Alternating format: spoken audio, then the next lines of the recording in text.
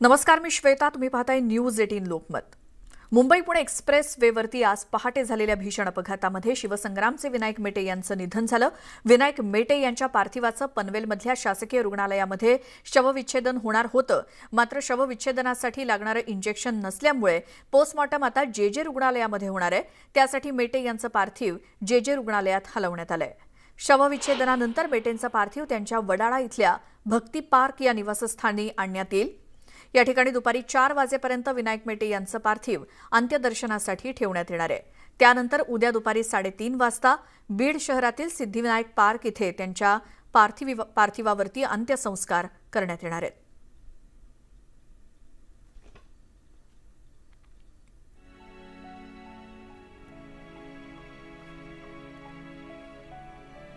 हीच ती गाडी ज्या गाडीला अपघात झाला.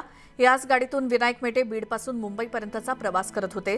मुंबई पुणे एक्सप्रेस वेवरती माडप बोगद्याजवळ त्यांच्या गाडीला भीषण असा अपघात झाला आणि यामध्ये विनायक मेटे गंभीर जखमी झाले. त्यांच्या डोक्याला मेंदूला गंभीर दुखापत झाली आणि यातच त्यांचा अपघातस्थळीच मृत्यू झाल्याचं डॉक्टरांनी सांगितलं. कारण ज्यावेळेला हॉस्पिटलमध्ये त्यांना आणण्यात आलं त्यावेळी त्यांच्या हृदयाचे ठोके सुद्धा थांबलेले होते असं डॉक्टरांनी सांगितलं. आमचे प्रतिनिधी विनय म्हात्रे थेट आपल्या सोबत जोडले गेलेत. विनय, आता तुम्ही कुठे आहात आणि तुमच्याकडे काय अपडेट्स आहेत? श्वेता, मी आता रायगड जिल्ह्यातल्या रसायनी पोलीस ठाण्यासमोर आहे. आपण बघू शकतो की रसायनी पोलीस ठाण्याच्या हद्दीमध्येच हा अपघात झाला होता. म्हणजे जे एक्सप्रेसवेवरचं भातन बोगदा, ह्या भातन बोगद्याच्या अलीकडे हा अपघात झाला होता. सकाळी बरोबर 5:30च्या वेळेमध्ये हा अपघात झाला होता आणि तब्बल 1 तासानंतर त्यांना 6:30 वाजता त्यांना कामोटे इथल्या एमजीएम रुग्णालयामध्ये नेण्यात आलं. मात्र तिथे डॉक्टरांनी त्यांना मृत घोषित केलं होतं. त्याचबरोबर सगळ्यात महत्त्वाचं म्हणजे 1 तास हा वेळ का लागला, हा खरा त्याची आता चौकशी किंवा त्या बाबतीतली सगळ्याच नेत्यांनी नाराजी व्यक्त केली. एकंदरीत आरोग्य म्हणजे वैद्यकीय सुविधा त्यांना मिळू शकली नाही याबाबत देखील नाराजी व्यक्त करण्यात आली. परंतु सगळ्यात आणखीन एक त्याची बाब अशी की ज्यावेळी विनायक मेटे हे बीडवरून मुंबईला आजची 12 वाजता मुख्यमंत्री आणि उपमुख्यमंत्र्यांनी जी मराठा आरक्षणावरती बैठक बोलवली होती, या बैठकीसाठी हे विनायक मेटे मुंबईच्या दिशेने निघाले होते आणि हा अपघात झाला. अपघातानंतर त्यांचा मृत्यू झाल्यानंतर त्याची नोंद आता कामोठे पोलिसांनी त्याची घेतलेली आहे. तिथे गुन्हा दाखल करण्यात आलेला आहे. त्यानंतर आता तो हा गुन्हा रसायनी पोलीस स्टेशनात वर्ग करण्यात येईल. नंतर पुढची चौकशी होती. परंतु घटना घडल्यानंतर घटनास्थळावरती जिथे वाहन होती, जी त्यांची फोर्ड गाडी होती, त्या गाडीची फॉरेन्सिक टीमनी, मग ती मुंबईची फॉरेन्सिक टीम असेल, रायगड असेल, ठाणे असेल, या तिन्ही विभागाच्या फॉरेन्सिक टीमनी संपूर्ण वाहनाची तपासणी केली. त्याचबरोबर तिथल्या त्या घटनास्थळाची संपूर्ण तपासणी केली. विनायक मेटे यांची गाडी स्वतः जाऊन आदळली की त्याला आणखी दुसऱ्या गाडीने ठोकर मारली की आणखीन काय प्रकार घडला की हा घातपात आहे, याची सगळ्याची आता चौकशी सुरू झाली. त्यांचे जे ड्रायव्हर होते ते त्यांची तब्येत खूप चांगली आहे, सुखरूप आहे, ते व्यवस्थित आहे, त्यांची देखील पोलिसांनी चौकशी केली आहे. तर दुसऱ्या बाजूला त्यांची जी बॉडीगार्ड होती त्यांची प्रकृती आता गंभीर आहे. अजून त्यांच्याही लिव्हरला मार लागलेला आहे, त्याचबरोबर त्यांच्याही छातीला जबर मार लागलेला आहे. त्याच्यामुळे ते आयसीयूमध्ये त्यांची प्रकृती गंभीर आहे. आता ह्या बॉडीगार्ड यांची साहजिकच चौकशी नंतर होणार आहे. मात्र ड्रायव्हरनी जी काही माहिती दिली त्याच्या आधारावरती देखील आता चौकशीला सुरू झालेली आहे. अजूनपर्यंत रसायनी पोलीस ठाण्यामध्ये गुन्हा दाखल झालेला नाही आहे. ती प्रक्रिया थोड्या वेळानंतर सुरू होईल. मात्र फॉरेन्सिक टीम असेल, त्याचबरोबर आता रसायनी पोलीस ठाण्याच्या आतमध्ये वाहन त्यांची गाडी आणली आणि गाडीमध्ये देखील आता डॉग स्क्वॉड त्याची पूर्णपणे तपासणी करतात. वेगवेगळ्या टीम आलेल्या आहेत. वरिष्ठ अधिकारी देखील या पोलीस ठाण्यामध्ये येऊन बसलेले आहेत आणि सगळ्याची आता चौकशी सुरू झालेली आहे. परंतु हा म्हणजे अपघात झाला तो नक्की म्हणजे गाडीमध्ये तांत्रिक बिघाड झाला असं ड्रायव्हर जरी म्हणत असेल तरी खरोखर गाडीमध्ये तांत्रिक बिघाड झालं का हेच देखील तपासलं जाणार आहे. त्याचबरोबर जो कंटेनर पुढे होता, हा कंटेनर चालक जो आहे तो पळून गेलेला आहे गाडी घेऊन. त्यामुळे सगळे सीसीटीव्ही फुटेज आहेत, ते सगळे सीसीटीव्ही फुटेजची संपूर्ण तपासणी आता सुरू आहे आणि त्या माध्यमातून कंटेनर रस्त्यामध्ये उभा होता का की जाऊन त्या उभ्या असलेल्या कंटेनरला जाऊन गाडी आदळली का, हा नक्की काय प्रकार, हे सगळ्याची तपासणी आता रसायनी पोलीस म्हणजे रायगड पोलीस असतील, त्याचबरोबर मुंबईचे देखील विशेष टीम आलेले आहेत आणि ते सगळेच टीम्स आहेत त्याची तपासणी करतात.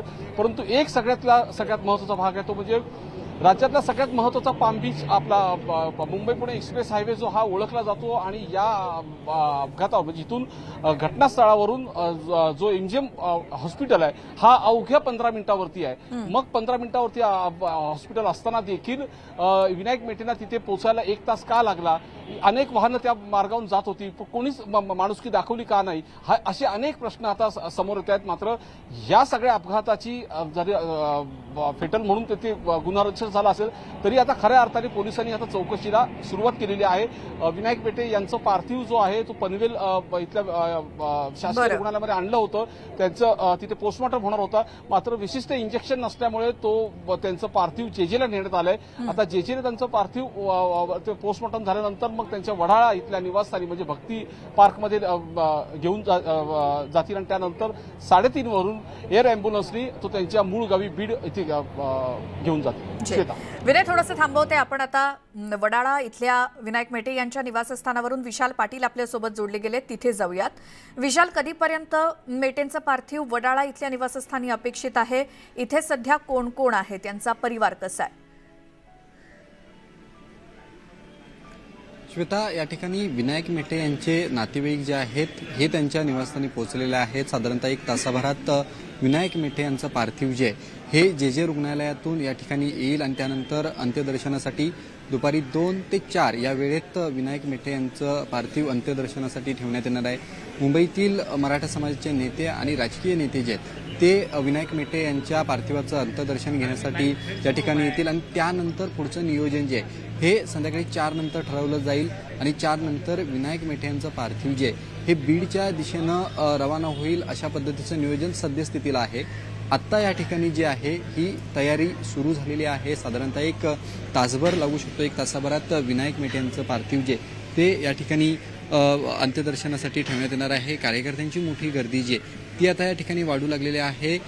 सर्वपक्षीय नेते जे आहेत हे विनायक मेटे यांच्या निवासस्थानी आता पोहोचू लागलेले आहेत. शिवसेना नेते सचिन अहिर असतील, काँग्रेसचे नेते असतील, हे आता या ठिकाणी पोहोचू लागलेले आहेत. पोलिसांचा सुद्धा बंदोबस्त जो आहे तो विनायक मेटे यांच्या निवासस्थानी आता वाढवण्यात आलेला आहे. कार्यकर्ते जे आहेत हे मोठ्या संख्येने येऊ लागलेले आहेत. विनायक मेटे यांचे मुंबईत राहणारे जे नातेवाईक आहेत ते सुद्धा त्यांच्या निवासस्थानी पोहोचलेले आहेत. त्यामुळे दुपारी 2 ते 4 या वेळेमध्ये विनायक मेटे यांचं पार्थिव भक्ती पार्कमधील त्यांच्या निवासस्थानी जे हे ठेवण्यात येणार आहे आणि त्यानंतर 4 नंतर त्यांचं पार्थिव बीडच्या दिशेने जे हे अंत्यविधीसाठी रवाना होईल. उद्या त्यांच्यावरती अंत्यसंस्कार जे हे केले जातील. मात्र सद्यस्थितीला या ठिकाणी आता कार्यकर्ते जे आहेत हे मोठ्या संख्येने येऊ लागलेले आहेत. त्याचबरोबर सर्वपक्षीय नेते सुद्धा या ठिकाणी आता पोहोचू लागलेले आहेत. सचिन अहिर यांनी अशी माहिती दिलेली आहे की शिवसेना पक्षप्रमुख उद्धव ठाकरे सुद्धा या ठिकाणी येण्याची शक्यता आहे. त्यांनी पुढे हे संपूर्ण नियोजन करण्यासाठी म्हणून मला पाठवलेलं आहे, अशा पद्धतीची त्यांनी प्रतिक्रिया दिलेली आहे. आणि सगळ्यात महत्त्वाचं म्हणजे विनायक मेटे यांची ओळख मराठा समाजाचे नेते अशीच राहिलेली आहे. त्यामुळे मराठा समाजाचे अनेक नेते जे आहेत, मराठा संघटनांचे जे प्रमुख कार्यकर्ते जे आहेत हे आता वडाळा येथे पोहोचू लागलेले आहेत. ही हळूहळू या ठिकाणी आता वाढू लागलेले आहे. राजकीय नेते सुद्धा जे ते या ठिकाणी विनायक मेटे यांचा सर्वपक्षीय व्यक्तींचा संबंध जो आहे हा अधिक आलेला आपल्याला पाहायला मिळतोय. मेटे यांच्या निवासस्थानी भारती लवेकर, नगरसेवक आणि सचिन हे पोहोचलेले आहेत. कशा पद्धतीनं नियोजन असणार आहे याची माहिती जी आहे ते हे घेताना पाहायला मिळत आहेत. त्याचबरोबर पोलीस बंदोबस्त सुद्धा या ठिकाणी वाढवण्यात आलेला आहे. विनायक मेटे यांचं पार्थिव जे ते साधारणतः हा माझ्या मागची जी बाजू आहे याच ठिकाणी ठेवली जाईल आणि त्यांचं पार्थिव जे ते या ठिकाणी अंत्यदर्शनासाठी ठेवण्यात येईल. तशा पद्धतीची व्यवस्था जी आहे ती या ठिकाणी आता सुरू झालेली आहे. जे रुग्णालयातनं एक साधारण 40 ते 45 मिनिटांमध्ये विनायक मेटे यांचं पार्थिव जे हे भक्ती पार्क या निवासस्थानी आणलं जाईल आणि दुपारी 2 ते 4 या वेळेमध्ये त्यांचं पार्थिव जे आहे हे अंत्यदर्शनासाठी ठेवलं जाईल. आपण बघू शकतो की कार्यकर्त्यांची आता गर्दी जी आहे ही वाढू लागलेली आहे आणि पार्थिव अंत्यदर्शनाची होण्यासाठी तयारी सुद्धा जी आहे ही आता होऊ लागलेली आहे. आपण बघू शकतो या ठिकाणी कार्यकर्ते जे आहेत तयारीला लागलेले आपल्याला पाहायला मिळत आहेत. पोलिसांकडनं एक अंदाज जो आहे तो घेतला जातोय, कारण का गर्दी जी आहे ती होऊ शकते. काही महत्त्वाचे प्रमुख नेते आल्यानंतर सिक्युरिटी प्रोटोकॉल जो आहे हा सुद्धा पाळला गेला पाहिजे. त्या दृष्टीनं आता तयारी जी आहे ती भक्ती पार्क या ठिकाणी सुरू झालेली आहे. त्यामुळे अवघ्या एक 40 ते 45 मिनिटांमध्ये विनायक मेटे यांचं पार्थिव त्यांच्या भक्ती पार्क निवासस्थानी अंत्यदर्शनासाठी ठेवलं जाणार आहे. मुंबईतील प्रमुख कार्यकर्ते आणि राजकीय नेते या ठिकाणी अंत्यदर्शन करतील आणि त्यानंतर 4 नंतर विनायक मेटे यांचं पार्थिव जे बरं विशाल, थोडंसं तुम्हाला थांबवते. शिवसेनेचे खासदार अरविंद सावंत बोलतायत, तिथे जाऊयात.